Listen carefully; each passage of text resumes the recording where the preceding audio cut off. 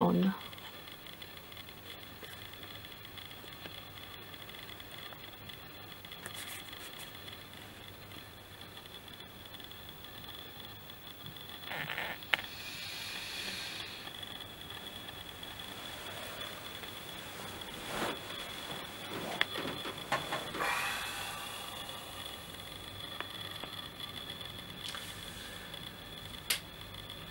Tu voulais me poser des questions? Oui, sur ton travail multimédia. Tu es d'abord peintre, écrivain.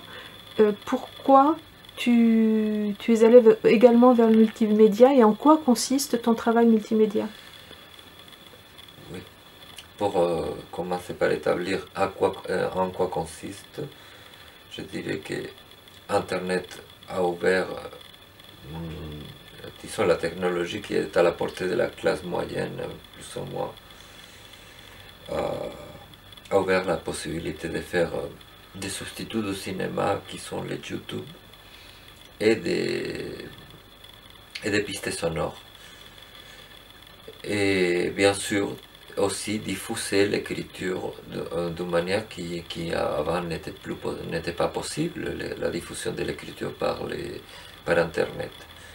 Donc, le travail multimédia, il a une partie littéraire qui est de l'écriture qui serait comme ça a été toujours l'écriture, mais qui a une diffusion qui est multimédia. Puis les pistes sonores élaborent, dans mon cas, c'est rarement musical. Quand c'est musical, c'est plutôt du bruit que j'ai fait parce que je pense que.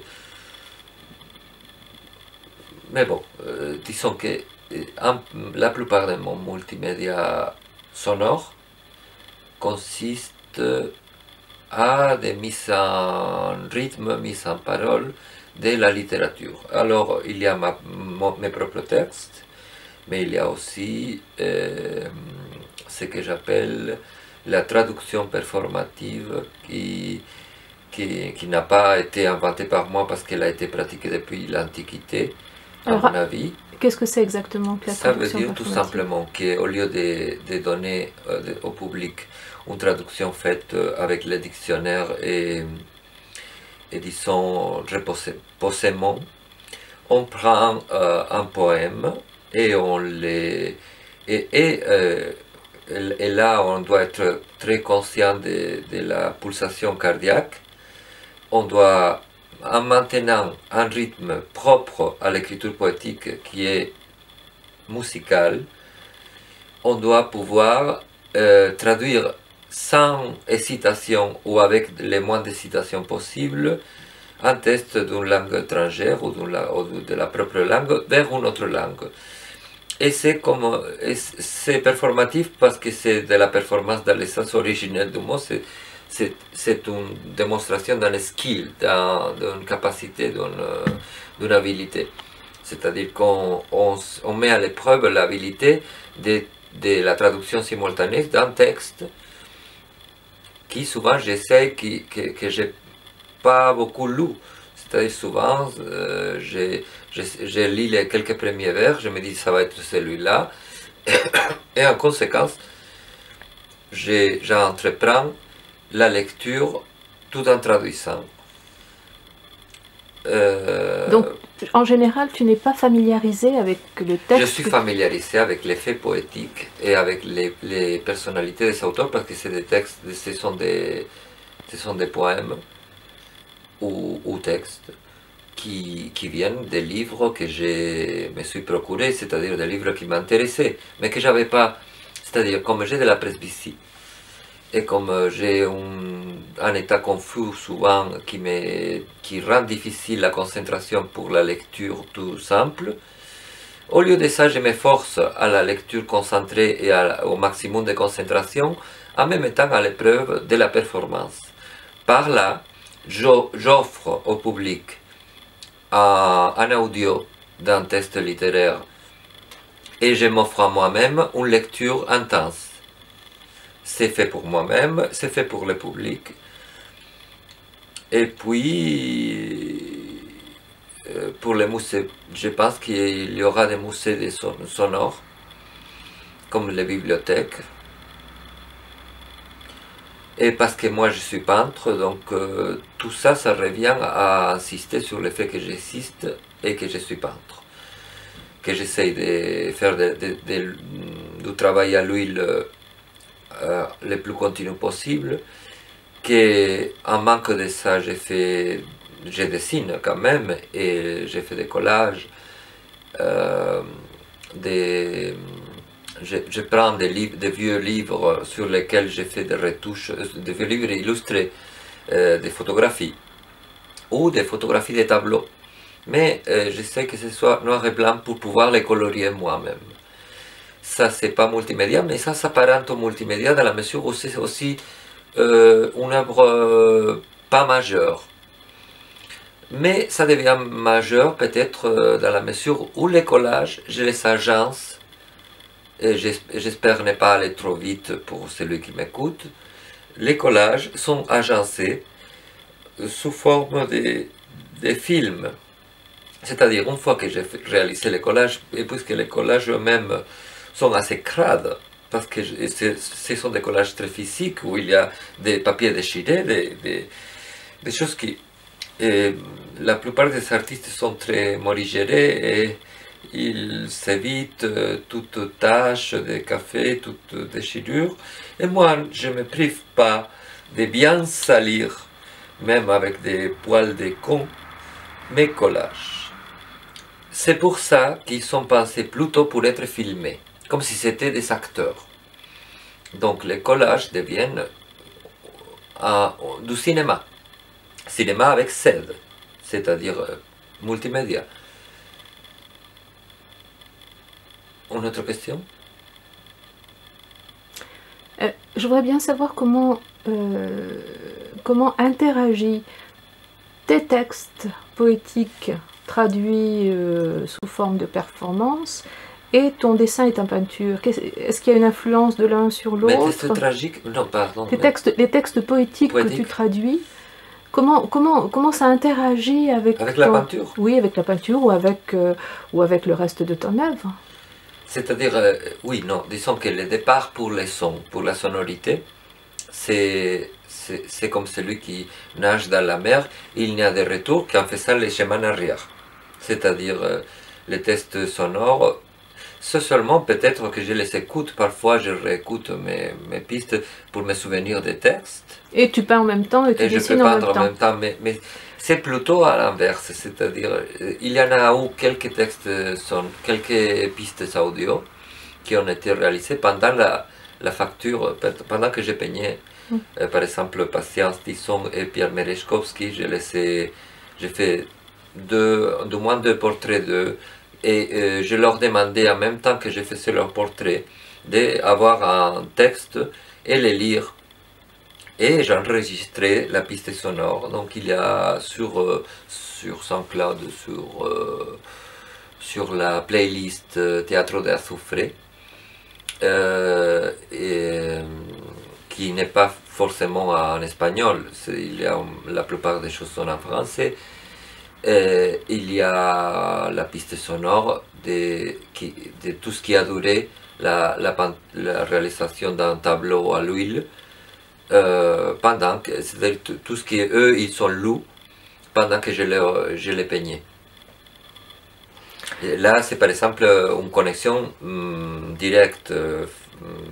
Après, en effet, c'est qu'il y a un contenu littéraire implicite à ma peinture, dans la mesure où aussi bien mon écriture que ma peinture joue beaucoup sur mon propre vécu, joue beaucoup sur une certaine indiscrétion peut-être.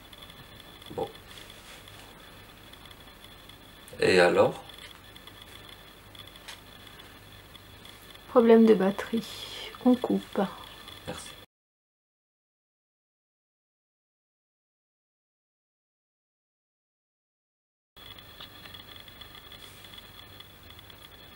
Tu es très attiré également par la vidéo. pourtant ton travail principal, c'est un travail sur l'image fixe. Alors pourquoi ce va-et-vient entre l'image fixe et C'est-à-dire que la peinture, c'est pas une image fixe. Parce que depuis le cubisme, la peinture contient les mouvements. Les mouvements est représenté dans la peinture. C'est seulement que, bon, disons que la photographie aussi, mais la photographie reste fixe depuis qu'on a découvert le cinéma. Et c'est pas la peine de faire des photos, je pense. Bon, c'est pour les photographes, oui, parce qu'ils sont artistes de la photo. Mais pour quelqu'un qui n'est pas photographe, ça vaut mieux la peine de faire du cinéma. Et maintenant, le cinéma avec CED, c'est à la portée de tous les artistes.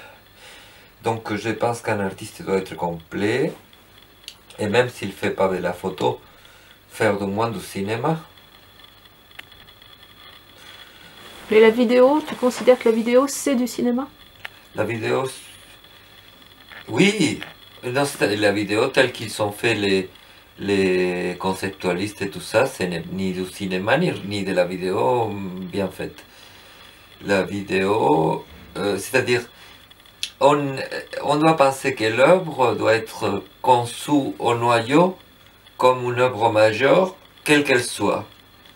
Et le problème, c'est que... Non, mais oui, le problème de tout le monde, c'est que c'est la mort, non? C'est l'apparition de ce qui nous soutient. C'est-à-dire ce qui nous tient, notre économie, notre santé, tout ça, ça va périmer. Et l'œuvre aussi, l'œuvre d'art, elle porte aussi une certaine pérennité. Mais avec, et ça c'est très fort dans les multimédias parce que j'ai vu disparaître des comptes, mon propre compte, j'ai perdu du matériel pour une querelle.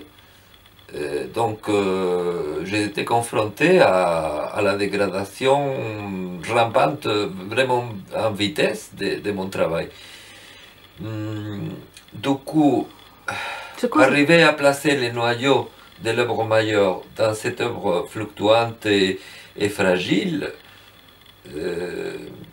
vient surtout de l'attachement un peu au fait que tout tableau, toute grande œuvre picturale, pour prendre en tant que peintre la peinture comme modèle du reste des arts, peut-être pas de la musique, mais du moins de tout ce qui soit visible.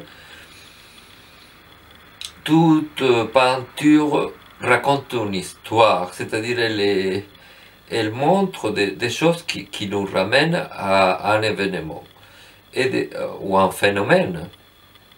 Parce qu'il y a aussi la divinité c'est pas un événement mais c'est un phénomène.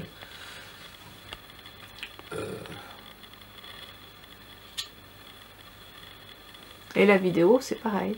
La vidéo... Mais il y a dans la vidéo quelque chose, une fragilité intrinsèque. On ne sait pas du tout si, comme on peut admirer aujourd'hui les tableaux de Rembrandt et de peintres encore beaucoup plus anciens, on pourra admirer dans un temps X futur des vidéos, des œuvres d'art qui sont sous forme de vidéo. Ça, c'est l'inconnu, c'est-à-dire, est-ce que vraiment, dans les siècles qui suivent, parce que nous, les artistes, et je demande vraiment pardon à tous les gens qui travaillent juste pour vivre et qui savent qu'ils vont rien laisser.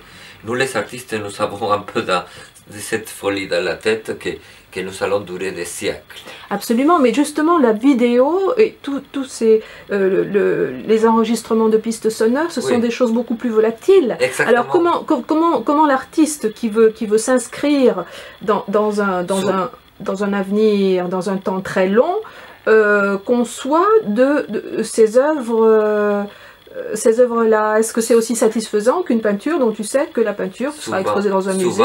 Souvent, les artistes là cèdent à la tentation de monumental et font des trucs en béton, font des trucs en métal, font des trucs en matière ultra résistante.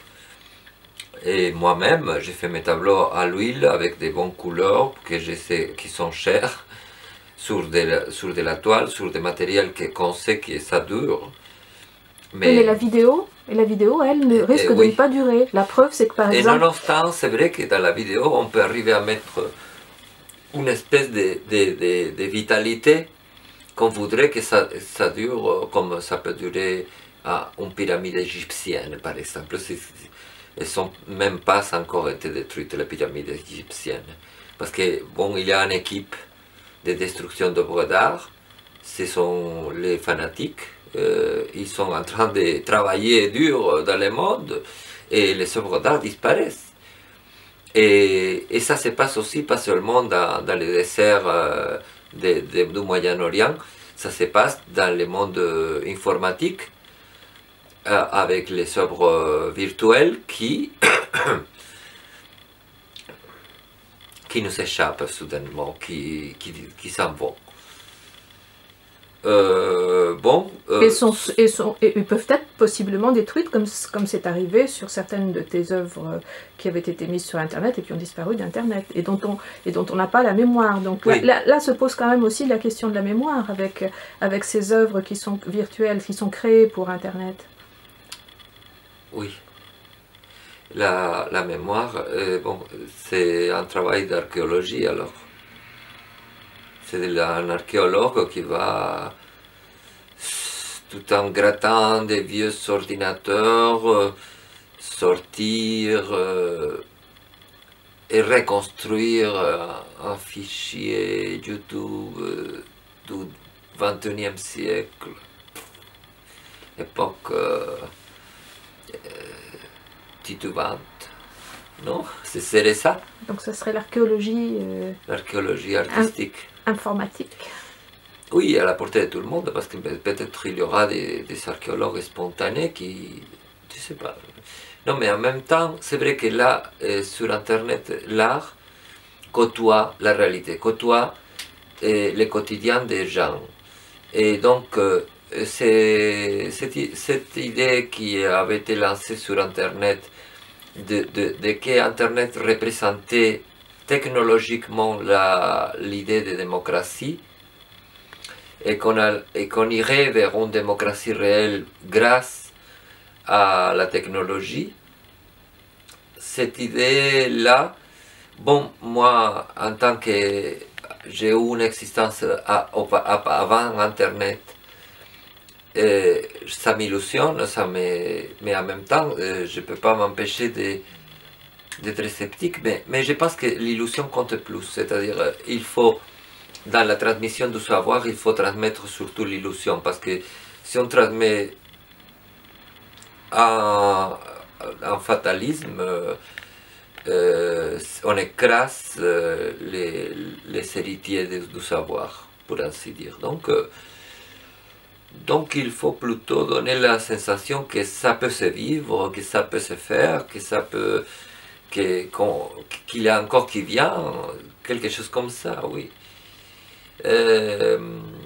C'est pour ça que, oui, que je n'arrête pas de travailler, que je produis toujours de l'art, parce que la réception est très aléatoire, c'est-à-dire mes pistes sonores, il y en a une certaine quantité qui ont beaucoup d'écoute, en Amérique latine, aux États-Unis, dans le monde arabe moins, mais par exemple la Tunisie, elle va en tête, c'est un pays qui a lutté pour la démocratie. Tout le monde a lutté pour la démocratie, mais là en Tunisie quand même ils ont réussi, certes, ils ont eu des réussites pendant que d'autres ont été écrasés. Donc même si c'est beaucoup plus écouté, mes pistes sonores, j'ai dit, c'est beaucoup plus écouté aux États-Unis ou au Mexique, même au Mexique plus qu'aux États-Unis et dans toute l'Amérique latine. Le fait qu'il y ait du public en Tunisie, ça m'avait touché. Je me suis dit, ah, les Arabes expliquent pour quelque chose, le printemps arabe, c'est vrai. Donc, c'est pas parce que je considère que moi je représente la première liberté qu'on doit obtenir dans un état en transformation révolutionnaire, mais parce que s'intéresser à mon travail montrait plutôt qu'il y avait une certaine, du moins dans l'analyse que j'ai fait, qu'il y avait une certaine place pour le dilettantisme artistique qui souvent dans les régimes autoritaires est suspect de tout. C'est-à-dire il y a les soupçons sur tout ce que l'autoritaire ne comprend pas ou qui les ramène à...